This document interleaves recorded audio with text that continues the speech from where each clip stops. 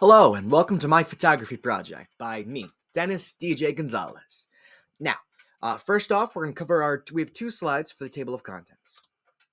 First up, we have the history of photography from slides 4 through 17, how cameras work on slide 18, how to develop film on 19, and then 20 through 23 will cover the science behind photography. Next up, why did it go backwards?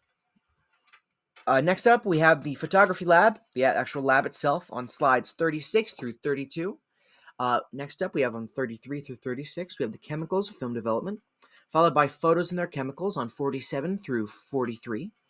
Final conclusion on 44. Ending slide and works cited on 45 and 46.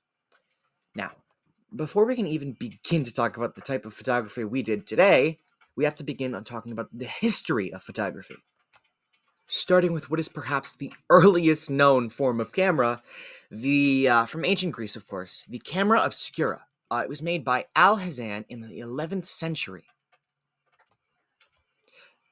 What it would do is that it was in a dark room with these small holes or lenses at one side, which an image was projected through onto a wall, which a skilled artist could then use to trace the image, as shown here. Following this, we have the daguerreotype camera, which was made by Louis Jacques Mondaguer. Was a professional scene painter for the theater, and between 1822 and 1839, he was a co-proprietor of the Diorama in Paris, an auditorium with which he and his partner, Charles Marie Bouton, displayed these paintings of famous places and historical events. These two painters painted the scenes on translucent paper, or as they called it, muslin, and by very careful use of changing lighting effects, they were able to present these vividly realistic tabloids.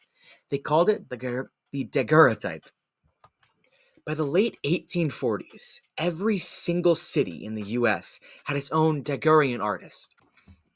And these artists, they would travel from place to place on these fitted-up wagons and as studios to serve villages and towns. In New York City alone, there were 77 galleries in 1850 alone. Of these galleries, the most celebrated and well-known would have to be the one by Matthew B. Brady, who had begun to form a Gallery of Illustrious Americans in 1844. But in the year 1888, George Eastman revolutionized photography with his invention of the Kodak camera, a name that most people should recognize as the usual brand of camera used nowadays. It's what we use for our photography projects. It's labeled on the film canister. Now, Eastman, he revolutionized photography with this invention. It made it possible for anyone to capture a photo with ease. Now, next up, this man is Philip Kahn. I would say that he is perhaps the person who really made photos widespread. Back on June 11th of 1997, he came up with the first ever camera phone. Imagine that, for the first time. A portable phone that takes pictures. It was practically an unheard of thought.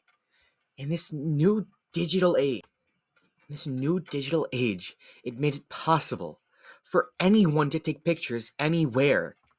Now, photography with its other forms of technology had been evolving constantly. You can take a picture anywhere, and everyone will have a phone. It's pretty much a guarantee. Everyone has a phone because it's pretty much a necessity in life and in jobs. But the question then comes, how does a camera work? Even back then, how did a functioning camera work? Because now we have phones to take pictures for us, and we don't really know how cameras worked. Well, during film photography, a roll of light-sensitive film, it gets inserted into this camera. When then the shutter of the camera is opened, the film is exposed to light, and an impression of the picture you're trying to take is imposed onto the film itself. After the exposure of light, the photographer will roll the film forward so a fresh section of unexposed film is prepared for the next photo. But how would they develop this film into actually being photographs? Well, first you're going to be needing these materials: a bag, film, scissors, canister, developer, stop bath, fixer, permawash, photo flow, and water. But what are the steps to do this? Step 1 is to put all of your non-liquid materials inside the bag. Step 2 is you take the film out of its protective casing while in the bag, otherwise it'll get exposed to light. Step 3 is to cut the end of the film so it doesn't curl in on itself and it isn't attached to its protective casing. Next up, you attach the film to its canister inside and then screw it shut. Next step, you're going to attach the lid. Then you take your closed canister out of the bag and pull off the red lid. Do not unscrew it because then you might accidentally expose it to light and ruin your film. Make sure to keep all of your liquids at 21 degrees Celsius and then follow the steps we used in the lab. But what is the science behind it? Well, let's talk about the science of photography. The initial exposure is a flash that captures an upside-down and invisible image on the film. This image is stored inside your camera in the film. Then you develop it using a series of chemicals. Seen here is the camera flash, followed by your film. Now you'd need to add a bunch of chemicals to this for there to actually be pictures. Once you have your pictures on here, you're going to use something called it's going to be the stop bath, followed by the photo flow. Once you've done everything that we did in the lab, your picture should be ready in a small amount of time because they have to get used to being in the light. So, let's talk about the lab. So first things first. Why? What was the point of the lab in the first place? Why did we do it? Well, our objective was this. We needed to mix chemicals with our film to produce our pictures. But what did we do in the lab? That'll bring us to our procedure. First up, we have the timekeeper. Their job was to keep time for the agitator, order the other members of the group around, and let the agitator know when to stop and when to agitate. Now I know what I just said, so you're probably wondering, what is agitating? To agitate is to vigorously shake a liquid at the same pace whilst it's inside a canister. I wrote that definition, and on the following slide, we have an example of Fabian, the agitator in my group.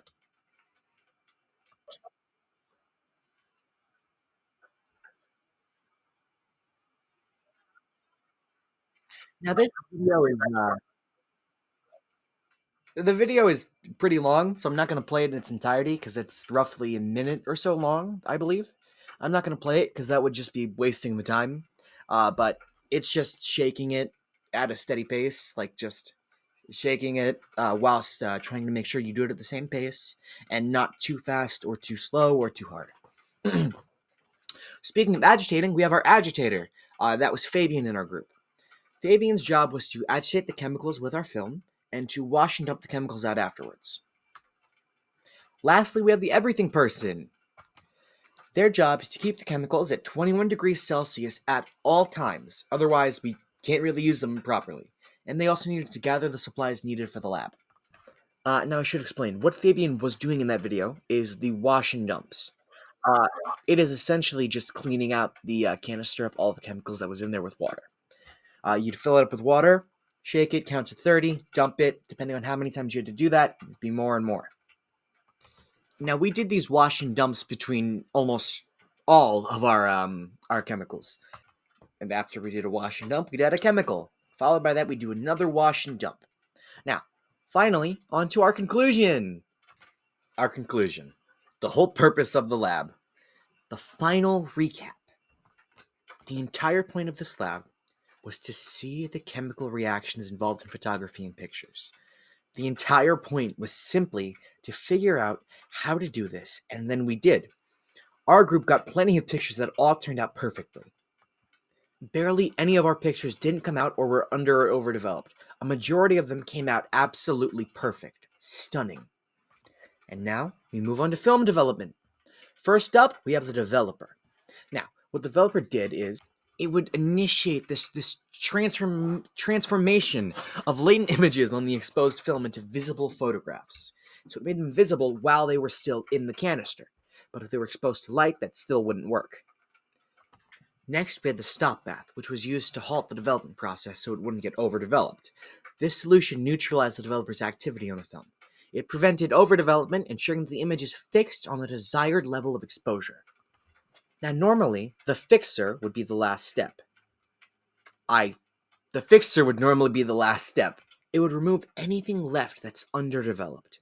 It would make sure that the image remains stable and prevent it from deteriorating over time. But finally, what we added at the last step was our photo flow. After washing the film to remove all traces of chemicals, photo flow is applied. It helps to prevent water spots and even ensures even drying, leaving behind a clean, spot-free surface on the developed negatives or slides. And now we're moving on to the pictures. Here's the first picture I took. It's outside of the school. In it we have wood, which contains cellulose, which has the chemical formula C8H10O5. Hemicellulose, which contains arabinose, mannose, galactose, glucose, and xylose. Their chemical formulas are as follows: C5H10O5 for arabinose. Mannose has C6H12O6. The following ones also all have C6H12O6, except for glycose, which has C5H10O5. Another part of trees is lignin, which has p-coumaryl, which has C9H10O2, coniferol, which has C10H12O3, and synapyl, which has alcohols in it, which is C11H14 and O4. Another part of trees is leaves. There weren't many included in this photo, but I figured I should still put in the chemical formula. Leaves are comprised of chlorophyll, which has C55H72O5, N4, and magnesium, Mg.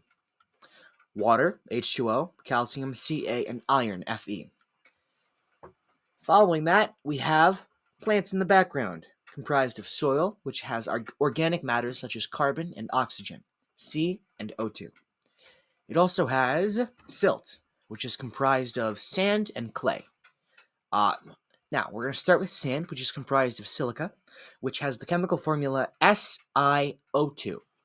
Following that, we're going to move on to clay, which has silica, SiO2, alumina, Al2, O3, magnesia, which is MgOH2, and then water, H2O. Now, the leaves of the plant, I already covered what leaves have, so I'm not going to repeat myself, but you can see in the background of the school building, which is comprised of mostly bricks, windows. So, we're going to start with bricks. Bricks are made of clay, which is made of... Oh, I didn't mean to do that. Bricks are made of clay, which is made out of kaolinite, Al2O3, SiO2, 2. Next up, we got the windows, which are made of glass, which is silica fine sand, which is made of silicon dioxide, SiO2, and soda ash, Na2CO3, dolomite, CaMgCO3, 2, as well as cullet, which is crushed glass, CiO2, and limestone, CaCO3. And finally, we have some snow in the background. It's just water, so H2O. Following that, we have the second picture in the band wing. That's actually the band room specifically. So first up, the floors. They're made of wood, which is made of cellulose, which I already covered. Next up, we got the music stands, which are made of metal. Tin-plated steel is what I used. Tin-plated steel is made of tin and steel. The chemical formula for tin is Sn plus 2. Steel is made of iron and carbon, Fe and C. As you can see, there's a book over here on this music stand, and the books, of course, are made of paper, so cellulose fibers, which is C6H10 and O5. There's windows, which are glass in the background, which I went over in the previous one for the school building. Next up, we have a gummy bear on its throne, which is a can of orange Fanta that I placed a red gummy bear on top of. Now you can see a bunch of stuff from the previous slides, such as the wood flooring, the music stands, the wooden doors, even some glass over here in the background. Mainly, we have the Fanta, which is the soda, which was empty at the time. So that is the soda can, which is made out of aluminum, Al. Music stands, which was the tin-plated steel that I went over, and then we have the gummy bear, which is made out of carbohydrates such as glucose, fructose, sucrose, and gelatin, which is glycine, proline, hydroxyproline, and water. Some other things included in it are citric acid, water, and glucose. You can see there's some paper scattered around in the background, which we already ran over. Music stands, did those. And that is everything featured in this picture. So we're going to move on to the next one, which was the CVS at Madison Plaza. Now you can see in this picture, we have the actual building itself, which was bricks, windows, stuff like that, which we already covered. Oh, sorry. We also have a car here. And cars are made actually out of some interesting stuff. Cars are made out of steel, which has iron and carbon, Fe and C. They're also made out of plastics, such as propylene, which is C3H6. Of course, they also have aluminum in windows, which we already went over, the Autica glass, the soda ash, dolomite, colite, limestone, and their tires made out of rubber, isoprene, steel, iron, which is Fe and C. Now, isopropene is C5H8. Next up, we have the CVS sign, which has glass, which we already went over, and then neon, just so it lights up. That also goes for the other signs over here. They don't have anything on them, so they don't need the neon, but some of them are made of glass, like parts of them. Following that, we have a picture of someone's house as well as a sign in the background. The road sign, it's made out of steel, which is iron and carbon, plastic, propylene, and aluminum. Now, the paint on the sign is actually interesting because it has pigments, which could mean it has titanium dioxide, TiO2, and iron oxide to make it yellow, FeOOH. Now, it could also have some fillers in it, such as calcium carbonate, which is CaCO3. Next up, we have the trees, which is wood, cellulose, C6H10O5. We went over trees already. There's a building in the background, which has bricks, clay, all that stuff, windows, plants, leaves, the whole thing. Leaves are plants. Next up, we have me on my walk to school, which has cars, a road sign, me, pretty much all stuff we've already covered. But, however, it also has a person in it, which means we have to go over what's in a human. First up, skin, which is water, H2O, as well as proteins. RCH, NH2, COOH. Next up, we have the fats of human, which is triglycerides, C6H8O6, and glycerol, C3H8O3. And then there's also minerals in humans, which are zinc, copper, selenium, magnesium, manganese, calcium, phosphorus, iron, sulfur, potassium, silica, and chromium. Next up, we have the hair, which has keratin, which is made up of cysteine, C3H7NO2S, cystine, C6H12N2O4S2, serine, which is made out of C3H7NO3, glutamic acid, C5H9NO4, glycerin, C2H5NO2, 309, C4H9NO3, arginine, C6H14N4O2, valine, C5H11NO2, leucine, C6H13NO2, isoleucine, which is C6H13NO2. Next up, we're moving on to the eyes, which has glycerin, C2H5NO2, hydroproxylene, C5H9NO3, proline, C5H9NO2, glycosylated hydroxyzine, C6H14N2O3. Next up, we have lips, which has skin, proteins, all that stuff that I said at the start. Next up, we have the connective tissue, which has cells, which is CH2O, fiber, C6H10O5, muscles, which are comprised of water, H2O, proteins, which we covered, fat, which we covered. Next up, we have teeth, which are comprised of pulp, soft connective tissues, blood, which is made of plasma, which has water, H2O, albumin, which has C123, H193, N35, and O37, as well as blood cells, C2952, 4,494, oxygen 812, S8, and Fe4. Next up, we have bones, which are made out of collagen, which has C57, H91, N19, and O16, as well as calcium, cartilage, which is made out of water and collagen, as well as hydroproxylene, which we went over, proline, C5, H9, NO2, nerves, which are comprised out of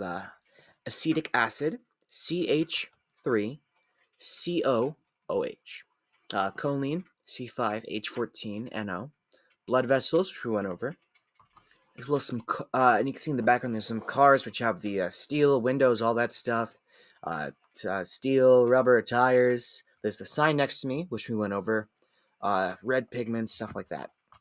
Next up, we have the final picture I took, which has Kendry in the computer lab. Now, you might notice that this is also another person. Since we just went over what's in another human being, I'm not going to repeat myself, but I will describe what's in the computers. First things first. First things first, it's in a computer. The battery, which is lithium cobalt oxide, LiCoO2. It also has some plastic components such as CH2 and metals, which we're going to assume is 100% recycled aluminum, as it says on the MacBook website stuff, which is just aluminum, AL. This finally brings us on to our last conclusion, our final conclusion, as it were. In reflecting on our journey through the entirety of chemistry of photography, it's clear that this art form is deeply intertwined with scientific principles, from the ancient roots of the camera obscura to the modern marvels of digital photography. Each advancement builds upon a foundation of chemical reactions and processes. Our hands-on experience in the lab through mixing these chemicals to develop our film, it gave us this tangible connection to the theoretical concepts discussed in our chemistry textbooks. Through this exploration, we gain not only insight into the mechanics of photography, but a deeper appreciation for this scientific inquiry, for questioning everything, where theory meets practice to unlock the secrets of the world around us. Something as simple as a camera has so much to it, enough that we have a project that's spanning for 2-3 quarters. It's so much, and it shows you truly what the world has around you, just waiting to be discovered. And finally, this brings us to thank you, our final slide, followed by our works cited on the next slide. Thank you. That is all.